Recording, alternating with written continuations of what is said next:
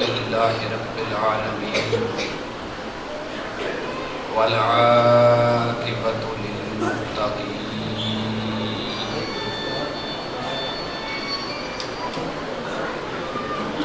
والصلاة والسلام علی سید الانبیاء والمرسلین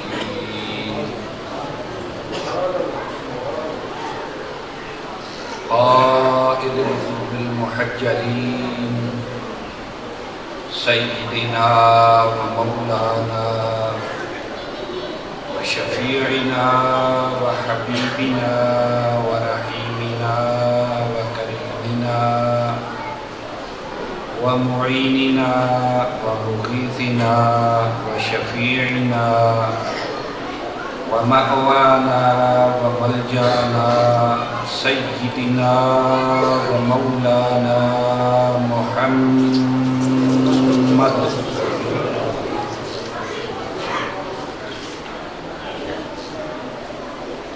وعلى آله الطيبين الطاهرين وأصحابه الهادين المهديين وأولياء أمته وعلماء ملته وسائر أمته أجمعين أما بعد فأعوذ بالله من الشيطان الرجيم بسم الله الرحمن الرحيم سبحان الذي أسرى بعبده ليلا من المسجد الحرام إلى المسجد الأقصى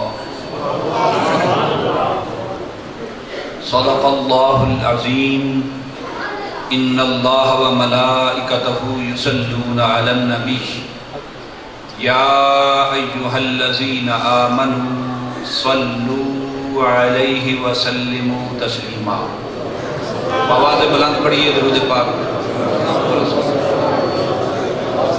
الصلاة والسلام علیک یا سیدی یا رسول اللہ وعلا آلک واصحابک یا سیدی یا حبیب اللہ برکت واسطے کھول دیں الصلاة والسلام علیک یا سیدی یا امام القبلتین وعلا آلک واصحابک یا سیدی یا جد الحسن والحسین واجب الاحترام معزز و محتشم سامعین حضرات اور بالخصوص میرے مشفق و مہربان سرمایہ اہل سنت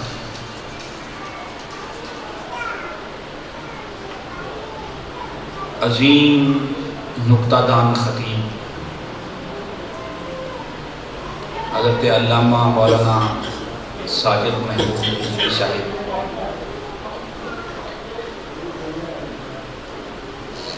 جملہ یاران طریقت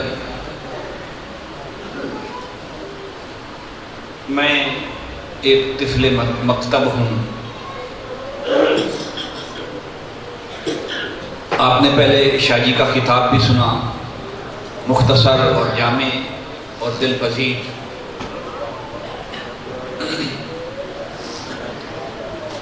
چند منٹ کی میں بھی حاضری پیش کرنے کی کوشش کروں گا معراج النبی صلی اللہ تعالیٰ علیہ وسلم کے حوالہ سے میں نے گفتگو کرنی ہے ابھی وہ ماہ مقدس ختم ہوا ہے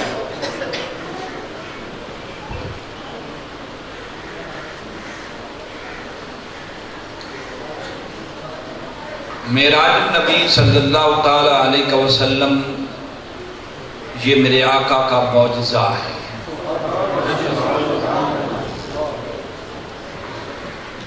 اور معجزہ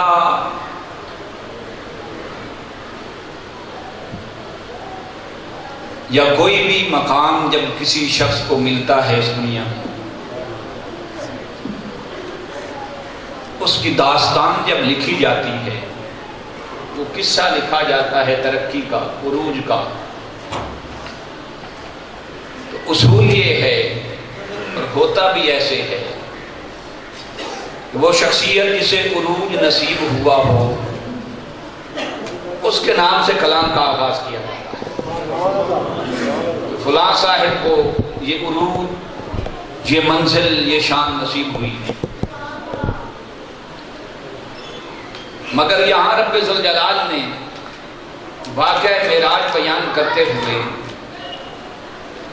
میرے آقا علیہ الصلوۃ والسلام کے ذاتی اسم گرامی یا کسی صفاتی نام کا ذکر نہیں کیا، بلکہ اپنی صفت لفظ سبحان سے اس واقعہ کا آغاز کیا۔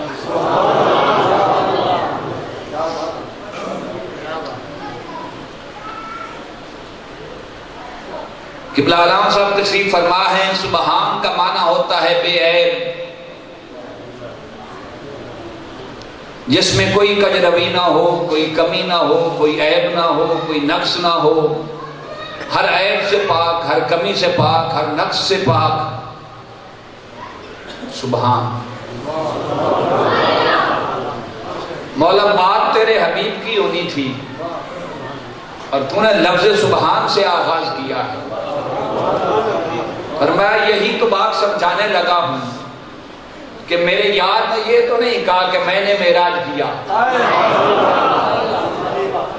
اگر میرا محبوب یہ فرماتا کہ میں نے معراج کیا ہے تو لوگ اعتراض کرتے، بظاہر ہمارے جیسے ہی بشر تھے، یہ مقام ادنا پر راتوں رات پہنچے کیسے، اور رات کا ذکر بھی میں بعد میں کروں گا، اور پھر واپس کیسے پلٹے، یہ بندے کے لیے تو ممکن نہیں۔ فرمایا تم چپ رہو حبیب، تو نے یہ دعویٰ کرنا ہی نہیں کہ میں نے معراج کی، یہ معراج کا ذکر میں کروں گا۔ سبحان الذی اسری بعبدہ، پاک ہے وہ ذات، ہر نقص سے پاک، ہر عیب سے پاک، ہر کمی سے پاک، ہر کوتاہی سے پاک، جس نے سیر کرائی اپنے بندے کو۔ فرمایا اب کسی کو واقعہ معراج پر اعتراض ہو گئے، خواب میں ہوا یا حلم بیداری میں ہوا، یہ روحانی ہے یا جسمانی ہے، کسی کو یہ اعتراض ہے تو وہ اعتراض میرے حبیب پر نہ کرے، اس لیے دعویٰ میرے حبیب نے نہیں کیا، دعویٰ میں نے کیا ہے۔ اب جس کو اعتراض ہو وہ میرے حبیب پر اعتراض نہ کرے، بلکہ میری قدرت کاملہ پر اعتراض کرے کہ میں یہ عروج اپنی قدرت کاملہ کے ذریعے عطا کر سکتا ہوں یا نہیں کر سکتا۔ اسے میری ذات پر اعتراض ہو، وہ بے شک اعتراض کرے کہ میں اسے عروج عطا نہیں کر سکتا، مگر خبردار مجھے یہ گوارا نہیں کہ کوئی میرے یار کی ذات پہ انگلی اٹھائے۔ یہ تو گوارا ہے کہ کوئی مجھ پہ اعتراض کرے، مگر میرے حبیب پہ کوئی اعتراض نہ کرے۔ اور سادہ سی بات ہے، یہ بات اگر جبان میں کرنی تھی لیکن شروع کر لی تو یہی کر لیتے ہیں کہ معراج خواب میں ہوئی۔ میں اس پر کوئی قرآن کی آیت اور حدیث نہیں پیش کرنے لگا، کامن سینس کی بات آپ کو سمجھانے لگا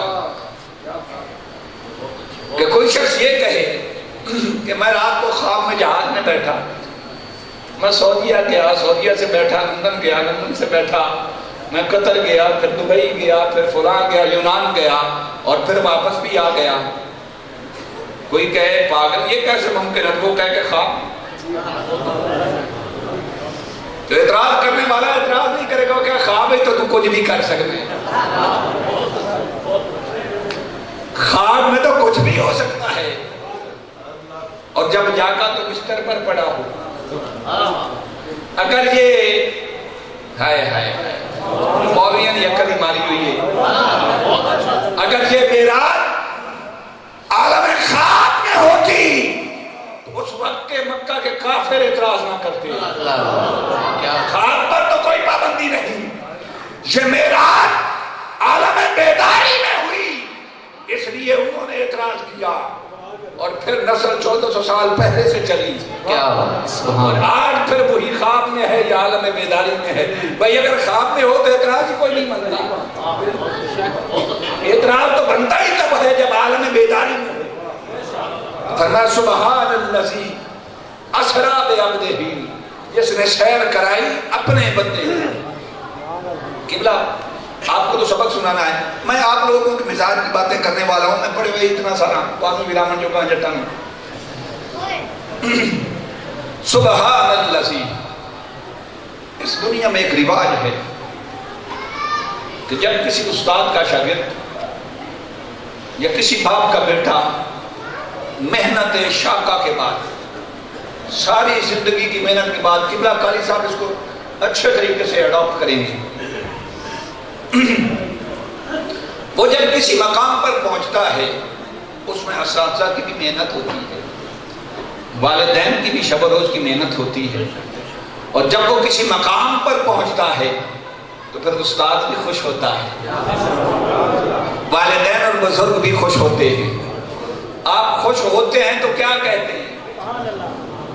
یہی کہتے ہیں سبحان اللہ. خوش ہوتے ہیں تو کیا کہتے ہیں؟ سبحان اللہ. جب میرے آقا کو رب ذوالجلال نے معراج عطا کی بتقاضۂ بشریت، یہ دل میں ملال آیا کہ کاش آج میرے والد گرامی حضرت عبداللہ اس دنیا میں بظاہر ہوتے، کاش دنیا میں میری تربیت کرنے والے ہائے مولویوں وہ حضرت ابو طالب جنہوں نے اپنے بچوں سے پڑھ کر میرے نبی سے پڑھایا، تم ان کے ایمان کی باتیں گل چھٹو. حضرت جی ایمان دی گلے محبت دی گلے مولوی کو تھڑ کے پوچھ کے دسو مینوں مولوی ہکا گل دا جواب دے علی دا پیو کافر ہو سکدا؟ اور جہدے سل وچ علی جمیا ہوئے وہ کافر ہو سکدا؟ چھڑ علی یہ میرا نبی اپنے علم دا دروازہ آکھے کاش آج حضرت ابو طالب زندہ ہوتے وہ اس میرے عروج پر خوش ہوتے، کاش حضرت عبدالمطلب اس وقت زندہ ہوتے بظاہر دنیا میں وہ اس پر خوش ہوتے. اور استاد تو ہے کوئی نہیں اس کائنات میں، سنقرئک کا فلا تنسا، اب رب نے پڑھایا تو ایسے پڑھایا کہ کبھی نہیں بھولے. استاد تو اس کائنات میں تھا کوئی نہیں، اب بتقاضۂ بشریت ملال ہونے لگا. فرمایا نہیں ابھی کسی کا باپ کتنا بڑا کیوں نہ ہو اور کسی کا چچا یا دادا کتنا بڑا کیوں نہ ہو، ہے تو مخلوق، ہے تو مخلوق. تجھے اس بات میں ملال کیوں ہو؟ تجھے یہ عروج عطا کرنے والا بھی میں ہوں، اور تیرے اس عروج پر سبحان اللہ بھی میں کہہ لوں. نعرہ تکبیر، نعرہ رسالت. تیرے اس عروج پر سبحان اللہ بھی میں کہہ دیتا ہوں تاکہ کائنات کی رسم پوری ہو جائے. کسی کے عروج پر باپ سبحان اللہ کہے، کسی کے عروج پر چچا دادا سبحان اللہ کہے، کسی کے عروج پر استاد سبحان اللہ کرے. یا رسول اللہ آپ کے قدموں پہ قربان، آپ کے عروج کی بات ہے تو رب یہ بات بھی اپنے ذمہ لے لے کہ حبیب چھوڑ مخلوق کو، میں ساری کائنات کا خالق ہو کر سبحان اللہ کہہ رہا ہوں. ایک بار اسی میں یاد سے تو پھر نہیں یقین. نعرہ تکبیر، نعرہ رسالت، نعرہ تحقیق، نعرہ حیدری. سبحان الذی. علامہ ساجد رضوی صاحب کیا لگا ہے؟ اسرا کا معنی صرف سیر کرانا نہیں ہوتا، اسرا کا معنی رات کو سیر کرانا ہوتا ہے. اسرا کا معنی اچھا رب نے رات کو سیر کیوں کرائی؟ پھر آگے چلیں. اس لیے یہ محبوب سے ملاقات کا وقت ہی رب نے رات رکھا ہے. اور جس سے پیار ہو اس سے تنہائی نصیبی رات کو ہوتی ہے، دن کو جلوت ہوتی ہے، رات خلوت کی آئینہ دار ہے. فرمایا حبیب دن کو تو سارے آپ سے ملتے ہیں، میں دن کو نہیں رات کو ملوں گا، اور پھر ایک تو ہوگا اور ایک میں ہوں گا. اور جب تم سے ملوں گا تو پلٹ کے واپس آئے گا تو قیامت تک سبحان اللہ کہتا رہا. تیرے اس کمال پر، تیرے اس حسن و جمال پر، تیرے اس عروج پر کوئی کہے نہ کہے، میں خدا ہو کر قیامت تک سبحان اللہ کہتا ہوں. اسرا بعبدہ، رات کو سیر کرائی اپنے بندے کو، بندے کو، اپنے بندے کو. ویسے تو قرآن کہتا ہے ان کل من فی السماوات والارض الا آتی الرحمن عبدا. بزرگاں کا کرم ہے، پکا حافظ صلی اللہ سبحانہ. میں سون والا پیر نہیں.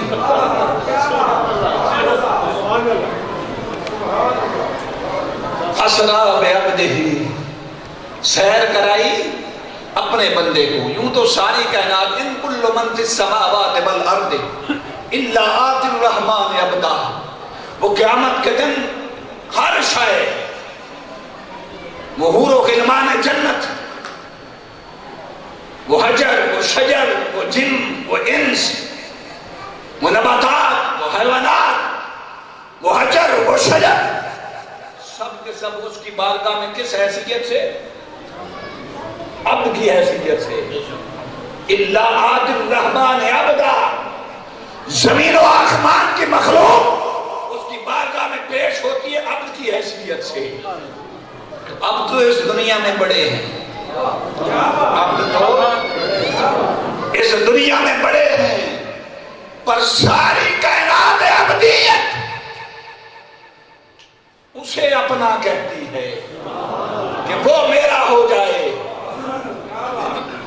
وہ خالق، وہ مالک، کائنات عبدیت ساری اس کا نام پڑتی ہے، اس کی محبت کے ترانے گاتی ہے اور اسے اپنا کہتی ہے. ایک وہ ہے وہ کہتا ہاں تسی مینوں اپنا آکھو، تسی مینوں اپنا آکھو، میں کسے اور نوں اپنا آکھو. ساری کائنات اسے اپنا کہتی ہے کہ میرا ہے، میرا ہے، میرا ہے.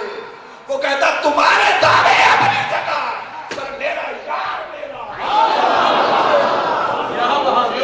بعبدہ ہی، اپنے بندے کو جسے وہ اپنا کہتا ہے، وہ صرف ایک کو اپنا کہتا ہے.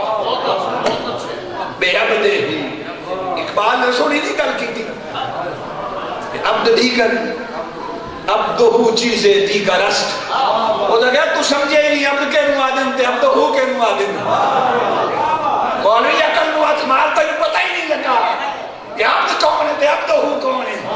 انہیں آکھا میں تین قرآن تے حدیث دیا دلیلہ نہیں پیش کرنیاں، سونی بات ہے ایک مصرہ تری اکل ٹھکانے آ جائے. عبد دیگر عبدہو چیزیں دیگر است. اقبال کہتا ہے عبد اور ہے اور عبدہو اور ہے. اقبال تو نباز قوم ہے، تو حکیم الامت ہے، اور بتا عبد کسے کہتے ہیں اور عبدہو کیسے کسے کہتے ہیں. اقبال کہتا فرق یہ ہے ما سراپا انتظار. اقبال کہتا جسے عبد کہتے ہیں وہ سراپا انتظار ہے، ہمیشہ اس کا منتظر رہتا ہے. ما سراپا انتظار، عبد کی یہ شان کہ وہ ہمیشہ اس کا انتظار میں رہتا ہے. اور عبدہو وہ ہے او منتظر رست، اور عبدہو وہ ہے ساری کائنات اس کے انتظار میں، اور وہ جس کے انتظار میں اقبال نے سوئی تعریف کر چلی نا. انہیں آکے اس کے انتظار میں ساری جائیداد ابدیت ہے، یہ سارے عبد ہیں، اور وہ جس کا انتظار کرے اسے عبد کہتے ہیں۔ لیلا، رات کا معنی ہے تھوڑے سے عرصے میں سیر کرنا، بس آخر جب سے گفتگو پھر واقعہ معراج کی طرف چلتے ہیں۔ تھوڑے سے عرصے میں سیر کرنا رات کے۔ اچھا ایک باریک سی بات، میں ویسے طالب العلم ہوں تو انہی سنیاں کرنا لگا۔ لیلا، یہ لیلن پر تنوین ہے، بہت اچھے اور تنوین جو ہے یہ نکرہ کے لیے بھی آتی ہے اور کسی چیز کی منیمم کوانٹیٹی کے لیے بھی آتی ہے، کم سے کم مقدار کے لیے۔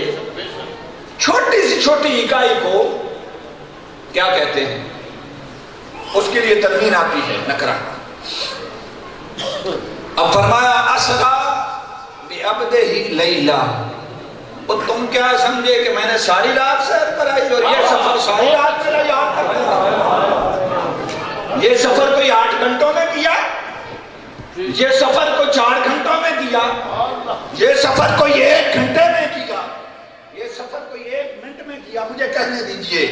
فرمایا رات کے وقت اکائیوں کو تقسیم کرتے جائیں، وقت کو تقسیم کرتے جائیں، اور وقت کی وہ اکائی جسے مزید تقسیم نہ کیا جا سکے، وقت کی وہ اکائی جسے مزید تقسیم نہ کیا جا سکے۔ میرے یار نے اتنے لمحے میں اتنے وقت میں یہ گرامیٹیکلی نکتہ ہے، کوئی انکار نہیں کر سکتا کہ وقت کی وہ اکائی جسے مزید تقسیم نہ کیا جا سکے، اس لیے فرمایا اسرا لیلا، رات کی چھوٹی سی اکائی، وہ اکائی جسے مزید تقسیم نہ کیا جا سکے، اس میں میرا یار حرم سے چلا، بلکہ ایک روایت کے مطابق حضرت ام ہانی کے گھر پائیں گے، پھر حضرت ابو طالب تھے آگے۔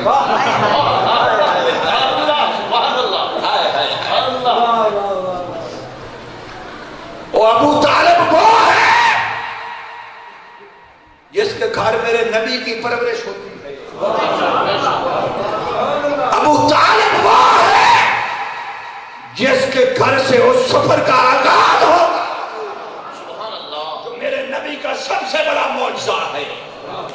تم ابھی اس کے بارے میں یہ بحثیں کرتے پھرتے ہو۔